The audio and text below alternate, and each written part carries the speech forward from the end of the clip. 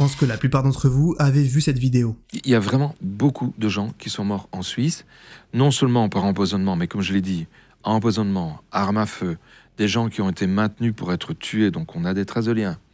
Et puis ensuite un incendie pour faire disparaître tout ça. Est-ce que Joseph et Luc étaient des malfrats ou est-ce qu'ils y croyaient eux aussi? On ne le saura jamais. Mais pendant qu'on creusait cette affaire, on s'est rendu compte que cette enquête, elle était bien plus grave et bien plus importante que ce qu'on imaginait. Alors pour comprendre ce qui s'est passé ce jour-là, va falloir remonter plusieurs années en arrière. Installez-vous dans la machine, attachez vos ceintures et découvrez l'une des histoires les plus tragiques ayant marqué notre époque. Nous sommes le 4 octobre 1994 et un incendie va se déclarer dans un petit village en Suisse, à Chéry. Les pompiers, qui vont arriver rapidement sur les lieux, y pensent maîtriser un simple feu de ferme. Mais ce qu'ils vont découvrir à l'intérieur, ça va les traumatiser. Alors qu'ils ouvraient la porte et qu'ils pensaient tomber sur des tas de cendres, les pompiers vont tomber nez à nez avec une scène tout droit sortie de l'enfer. Joseph Dimambro, c'était un bijoutier. C'était pas un type extraordinaire. Et il s'est fait connaître pour des petites escroqueries. Des montres un peu trop chères, des deals foireux, bref, un commerçant assez peu honnête. Mais en 1976, il va créer son premier petit groupe sectaire. Rien de bien dangereux à l'époque. Mais c'est cette base qui deviendra plus tard l'Ordre du Temple Solaire. Et pour faciliter les choses, on va dire OTS. Au début des années 80, le destin va lui coller Luc Jouret dans les pattes. Un médecin belge au délire messianique très porté sur la spiritualité et l'ésotérisme. Les deux ensemble, ça donne une fusion diabolique. Et ils vont fonder l'OTS. Très vite, Luc Jouret va devenir le recruteur officiel. Résultat, en très peu de temps, l'OTS va gonfler à 500 membres. Et à la base, les deux veulent juste s'enrichir sur le dos de la secte. Il faut le dire, c'est une escroquerie qui est assez bien huilée. Mais bon, comme vous le savez, avec les gourous, quand l'argent coule à flot, ça part souvent en vrille. La secte va devenir malsaine. Vraiment malsaine. Dimambro, il commence à séparer des couples, à en reformer selon ses envies, il couche avec des membres et impose des rituels douteux. Et pendant ce temps, ils vont faire énormément d'argent, à tel point qu'ils vont commencer à s'acheter des voitures de luxe, voyager en première classe et faire des investissements immobiliers. Bref, c'est vraiment la belle vie. C'est à partir de là que l'endoctrinement commence. Les adeptes y sont choisis minutieusement. C'est souvent des personnes influentes avec des moyens et en quête de spiritualité. Des cérémonies secrètes sont organisées où Dimambro et Jouret affirment obtenir une vérité cachée au commun des mortels. L'objectif, c'est de créer un groupe d'élus et les préparer à un grand départ vers un autre monde. Bon là je te coupe vite fait dans cette vidéo, mais au fait, tu sais pourquoi ils ont appelé ce truc l'Ordre du Temple Solaire? C'est pas juste un nom stylé, hein. Ça vient des Templiers, les chevaliers du Moyen-Âge. Ouais, tu sais, ces mecs en armure avec des croix rouges qu'on voit dans plein de films. À la base, c'était un ordre religieux pendant les croisades, et leur but, c'était de protéger les pèlerins qui allaient à Jérusalem. Mais après, ils ont pris beaucoup de pouvoir, surtout grâce à l'argent. Ils avaient des terres, des châteaux, et ils ont même inventé un système qui ressemblait plus ou moins à une banque.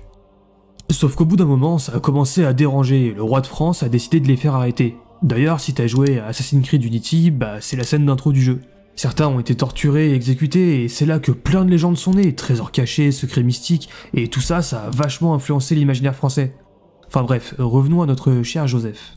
Au fil des années, l'OTS se transforme en une véritable secte, dans le mauvais sens du terme. Enfin dans tous les cas, je crois pas qu'il y ait vraiment de bon sens du terme. Les membres ne savent pas encore jusqu'où cette quête mystique va les mener.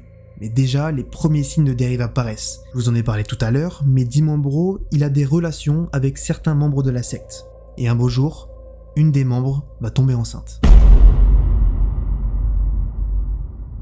Et d'ailleurs, c'est là qu'on va commencer à voir l'intelligence de Dimambro, parce que avec cette histoire, il est pris de court, mais du coup, il va improviser et il va expliquer que cet enfant, c'est le Messie. Il va mettre tout ça en scène grâce à du génie créatif et énormément d'investissement, car il va réussir à faire ça avec une épée farcée à trappe, qui a un petit bouton rouge qui va s'allumer quand l'épée va toucher le ventre de la femme. Et visiblement, ça suffit à prouver que l'enfant, il est né de la grâce divine. Dimambro va encore plus loin dans ses manipulations. Pour convaincre ses adeptes de son pouvoir mystique, il va mettre en scène des miracles. Et vous allez me dire « Oh, c'est encore un miracle avec des épées en plastique ?» Non. Cette fois-ci, comme je vous l'ai dit, Joseph a de plus en plus d'argent. Alors il va utiliser des projecteurs cachés pour faire apparaître des êtres de lumière. Il faisait en effet apparaître le Graal sur un effet 3D dans un mur d'une maison. Il faisait aussi apparaître des éclairs de feu sur une épée qui allait être posée sur le ventre d'une femme et qui faisait qu'elle allait être fécondée par les forces cosmiques. Mais tout ça, c'est qu'une façade. Parce que derrière ces mises en scène, il y a un engrenage beaucoup plus sombre qui va commencer à se mettre en place. L'OTS devient un système fermé où la moindre contestation est écrasée. Ceux qui doutent de la mission sacrée sont écartés discrètement. Et les premiers signes de la paranoïa de Dimambro et Luc Jouret apparaissent.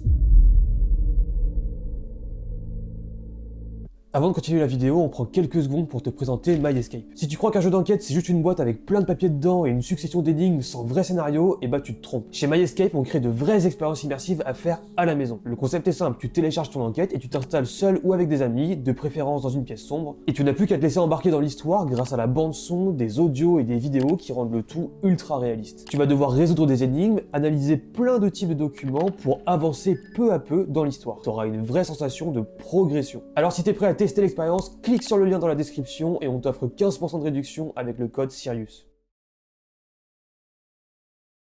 Dès leur entrée, les adeptes sont soumis à une discipline stricte. Ça fonctionne en cercle hiérarchisé, et c'est inspiré d'ailleurs des anciens Templiers. Chaque initié doit gravir les échelons pour accéder à la vérité ultime. Mais pour y parvenir, il va falloir qu'ils prouvent leur loyauté. Et pour ça, ils vont procéder à des rituels de soumission totale.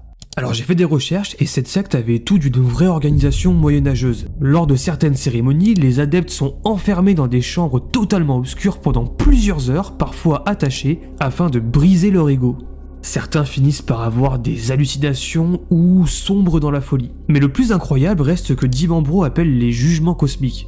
Ceux qui commencent à douter de la mission divine de l'ordre sont convoqués dans des salles spéciales où des voix, générées par des haut-parleurs cachés, les accusent de trahison. Ces mises en scène visent à les persuader qu'ils sont jugés par des entités supérieures et que la seule rédemption possible, c'est l'obéissance totale. Et oui, on vous avait prévenu, Joseph Dimambro n'est pas juste un fou, il est extrêmement intelligent. Et visiblement, il a poussé le délire des escape games un peu loin, lui. Pour ce qu'il en est de Luc Jouret, vous savez, le deuxième gourou, devinez comment il se fait attraper. Il veut tuer un des membres de la secte qui commence à se rebeller. Alors il va tout simplement acheter un pistolet silencieux au Québec. Et devinez quoi? Il se fait attraper. Malin. Sauf que Luc Jouret, il va simplement être condamné à payer 1000 $ d'amende pour trafic d'armes et complot. Les adeptes, ils vont apprendre cette histoire et deux réactions vont se créer. Certains n'ont plus confiance en eux, alors que d'autres, ils vont devenir complètement parano. Et ils pensent que le monde entier est contre eux. Et donc là, la secte, elle va totalement changer sa manière d'agir. Parce qu'à partir de maintenant, tous les membres qui essayent de s'enfuir seront assassinés. Et ça, c'est le début de la fin. Bon, là, je vous préviens, ça va devenir un peu gore. Donc, tous ceux qui n'aiment pas la violence, je vous conseille vivement d'arrêter votre visionnage ici. Dans la secte, le couple Dutoit devient suspicieux des agissements de Dimambro et de Luc Jouret. Alors, ils décident de partir et de mettre la pression en disant qu'ils vont tout révéler à la presse et à la police. Le problème, c'est qu'ils ont un enfant. Et selon Dimambro, c'est un affront. L'enfant serait un ennemi de la secte. Un ennemi de son enfant censé être le Messie. Vous savez, on parle de son enfant qu'il a eu avec une des membres de la secte. Alors il va tout simplement envoyer 2 membres de l'OTS chez les Dutoit. Ils vont les assassiner, les brûler, les poignarder et enfoncer un pieu dans le cœur de l'enfant, comme pour tuer un vampire. Et je vous le rappelle, on est dans les années 90. Pourtant, cette histoire commence de plus en plus à ressembler à une vieille histoire médiévale. Et ce n'est que le début. Parce que toute notre enquête nous a conduits ici. Les pompiers qui ont été appelés sur les lieux, ils s'avancent vers le feu dans la ferme, ouvrent doucement la porte, et là ils découvrent 23 corps, carbonisés, allongés et disposés en cercle, vêtus de capes blanches et rouges, certains ont des sacs plastiques sur la tête. Et au même moment, à quelques kilomètres, à Salvan, en Suisse, un deuxième incendie est signalé. Les secours, qui arrivent sur place, découvrent 25 autres corps, carbonisés, toujours dans une mise en scène rituelle similaire.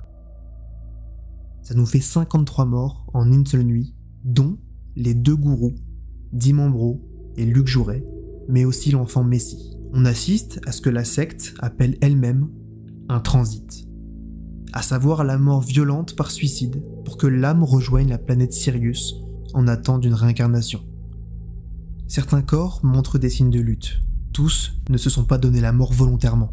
Plusieurs victimes ont été exécutées froidement, balles dans la tête ou injection mortelle.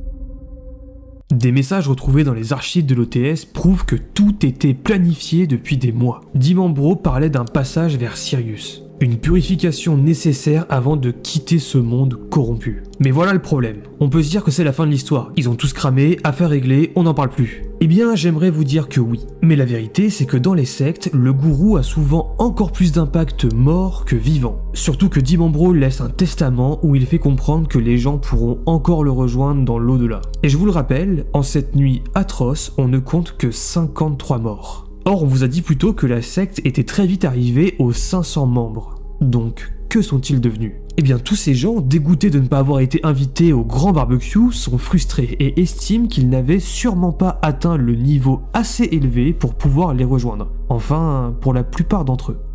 Donc ça a recommencé, exactement pareil, dans différents endroits du monde. Les corps en étoile ou en cercle, les sacs sur la tête, des traces de balles, des corps brûlés. On peut noter qu'il s'est passé la même chose avec 16 personnes dans le Vercors en France. Le 23 mars 1997, nouveau massacre au Canada. Mais cette fois-ci, des témoins ont survécu et vont expliquer ce qui s'est passé et c'est absolument dégueulasse. Cette fois-ci, les survivants sont des enfants. Et ils ont expliqué qu'ils n'avaient pas le choix. Ils ont été endormis avec du gaz, mais ils se sont réveillés juste avant le massacre. Ils se sont cachés dans une cabane en attendant que leurs parents meurent carbonisés. Bon bah voilà, c'est fini, tout le monde est mort et il n'y a plus jamais eu de nouvelles d'eux, rien, pas un seul « Ah mais attends, qu'est-ce que c'est que ça ? Tiens, et si on nous avait menti depuis le début ? Et si tout ça était organisé par quelqu'un d'autre ? Et si il y avait en fait 3 gourous ?» C'est là qu'un homme fait son apparition. Un homme qui semblait proche de Dimambro, Michel Tabachnik. Il va reconnaître être l'ami de Dimambro depuis maintenant plus de 20 ans. Par contre, il va nier toute appartenance à l'OTS. Et le lendemain du drame du Vercors, voilà ce qu'il disait à la télé. Et comment voulez-vous que j'aide la police puisque je n'ai aucune idée de la motivation du premier drame et que j'en ai encore moins de la motivation du deuxième drame. Parce que les rapports que j'avais moi avec ces gens, c'était des rapports dynamiques, des rapports, je dirais, heureux, des rapports joyeux. Ces gens-là ont dérapé. Mais vous comprenez, je n'ai jamais imaginé une seconde que Joe Dimambro allait s'entraîner dans la mort. Je ne l'ai jamais imaginé. Pourtant, regardez ce qu'on a trouvé. Mais était-il un simple membre? Ou bien plus que ça? Bien écoutez, on sait désormais que Tabachnik a toujours été présent dans cette secte. Et voilà que la secte de l'OTS devient beaucoup plus compréhensible. Dimambro était le cerveau de la secte.